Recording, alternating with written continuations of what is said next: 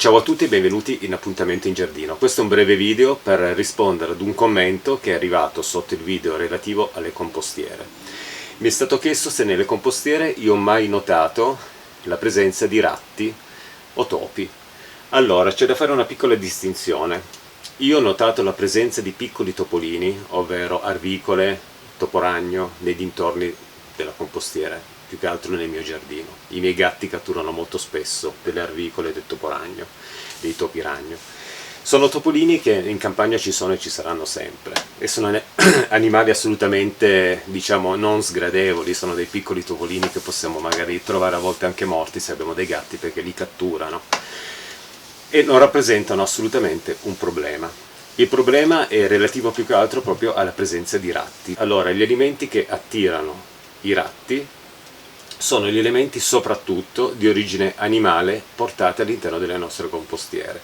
Quindi quando noi andiamo a portare nelle nostre compostiere della carne, io ho fatto qui un piccolo elenco, della carne, delle frattaglie, delle ossa, delle croste di formaggio, nei casi più estremi di persone che amano sprecare un po' il cibo, piatti di pasta che magari non mangiano più, magari è avanzata, si porta giù anche un bel piatto di pasta con sugo, si butta tutto all'interno, si crea all'interno una sorta di accumulo di tutto questo tipo di scarto insieme a scarto vegetale, un qualcosa che poi magari richiede anche più tempo per essere compostato.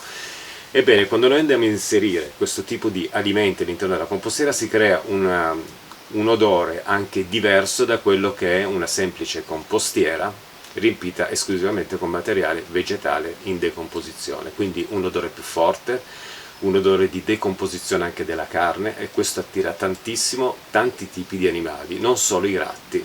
Possono arrivare i ratti, possono arrivare i ricci, che sono anche attratti dalla carne in decomposizione, possono arrivare anche, ad esempio, avevo letto anche in un libro che anche le cornacchie, ad esempio anche determinati volatili, sono attratti da questi odori, e quindi arrivano anche questi nella nostra compostiera, magari con tutta una serie poi di deiezioni sul coperchio, quindi sporcando anche tanto il coperchio della nostra compostiera, quindi un qualcosa in cui ogni volta che lo dobbiamo toccare dobbiamo utilizzare dei guanti.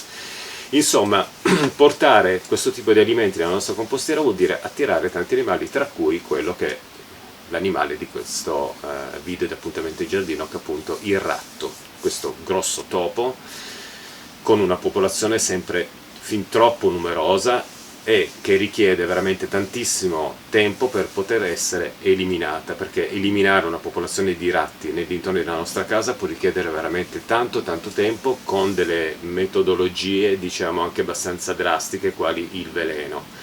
Quindi io penso che il fattore principale sia proprio quello della prevenzione. Se noi adottiamo un po' di prevenzione, sicuramente non andremo incontro a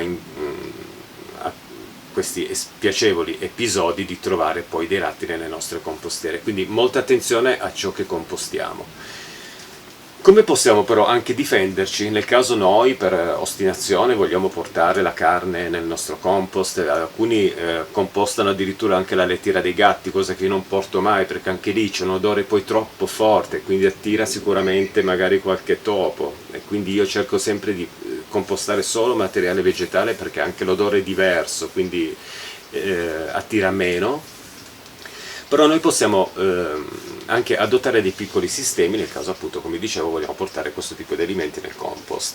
Allora, uno dei sistemi potrebbe essere quello di sistemare al di sotto della compostiera, prima della sua installazione, una rete metallica molto fine, appoggiarci sopra la compostiera, magari in qualche modo cercare di fissarla al di sotto della compostiera. In questo modo dal terreno nessun animale di questo tipo riuscirà a scavare ed entrare nella compostiera, perché c'è la rete metallica. I coperchi devono essere sempre ben chiusi. Se noi, come nel mio caso, che sono molto grezzo, li ho rotti tutti, scardinati, allora in quel caso li appoggeremo sopra, e poi una volta che sono chiusi, appunto, metteremo sopra un grosso sasso in modo da schiacciare il tutto e tenere tutto ben aderente, in modo da creare un ambiente protetto. Ho già detto nell'altro video relativo al compostaggio di Appuntamento in Giardino che il materiale all'interno della compostiera dovrebbe essere rivoltato 2 o 3 volte l'anno. Questo lo si fa proprio per attivare la compostiera. Questo che cosa rappresenta? Che 2 o 3 volte l'anno noi all'interno della compostiera, siccome i ratti ci mettono anche un po' a nidificare, rivoltando un po' il materiale si crea un elemento di disturbo, quindi se c'è un nido lo si andrà a distruggere. Se c'è una colonizzazione, notiamo un ratto che scappa via dalla compostiera, noi abbiamo creato il disturbo, quindi quel ratto è scappato via perché si è sentito disturbato, e quindi questo lavorare ogni tanto all'interno della compostiera 2 o 3 volte l'anno crea un disturbo che può evitare una colonizzazione da parte di questi animali. L'importante è non creare un ambiente adatto perché questi animali nidifichino, per creare una popolazione, e quindi mi raccomando sempre ordine, pulizia, elementi di disturbo, disturbiamo spesso. Un'altra cosa potrebbe essere anche molto utile, se abbiamo la preoccupazione che nella compostiera ci sia qualche topo, quando noi facciamo gli interventi in giardino di lavoro, tutti i giorni magari, sia al mattino che al pomeriggio, se ci troviamo in giardino, prendiamo una cannetta di bambù o qualcosa e diamo dei colpi sulle compostiere. Tutte le volte che ci ricordiamo diamo 2 o 3 colpi.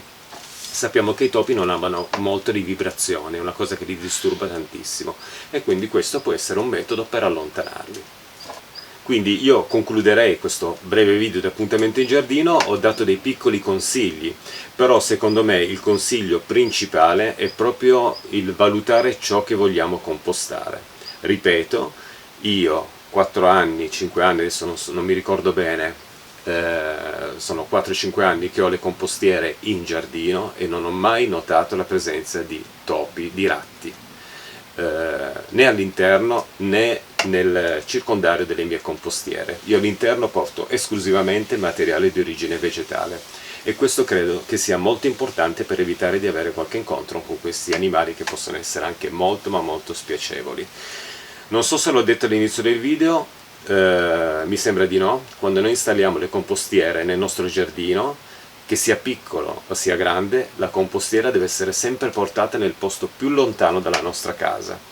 Non solo perché i topi potrebbero arrivare, i ratti, qualunque animale può arrivare a visitare le nostre compostiere, ma per un semplice fatto anche di odore, perché quando una compostiera non funziona bene sprigiona un odore che non è molto piacevole. Quindi non sistemiamo mai le compostiere proprio vicino alle nostre case, perché quello è un ambiente non tanto adatto. Magari è adatto magari per i ratti, perché si trovano vicino alla casa, quindi possono anche infilarsi all'interno della nostra casa, ma più che altro per una questione di odore, perché non è piacevole avere nelle vicinanze della nostra casa un qualcosa che sprigiona un odore non tanto buono. Il rumore che sentite è Felicino che cerca di arrampicarsi ovunque, stamattina è abbastanza scatenato. Una piccola nota la voglio fare su chi nel proprio giardino ha un pollaio, attenzione, o delle galline. Attenzione, perché le galline, non tanto le galline come animali, ma ciò che diamo da mangiare alle galline attira tantissimo i topi e soprattutto i ratti, perché diamo delle granaglie, mais spezzettato. Ecco, queste sono tutte cose che attirano tantissimo i topi, e quindi chi ha delle galline nel giardino sicuramente avrà avuto o potrebbe avere un problema di ratti in giardino, e in questo modo avrà sicuramente un problema poi con le compostiere. Quindi facciamo molta attenzione anche su come abbiamo creato il nostro giardino, quali animali lo abitano, perché il tutto può richiamare questi ratti, questi animali che hanno nella storia dell'uomo sempre inseguito l'uomo, perché l'uomo ha sempre creato per i ratti un ambiente adatto per alimentarsi e per poter nidificare. Il ratto accompagna l'uomo veramente dalla storia dei tempi, anche perché l'uomo è l'unico animale al mondo che crea veramente una marea di immondizia spropositata. Ciao a tutti, ci vediamo ad un prossimo appuntamento in giardino. Chiudo qui questo video perché voleva essere un video abbastanza breve. Al prossimo appuntamento in giardino, ciao ciao!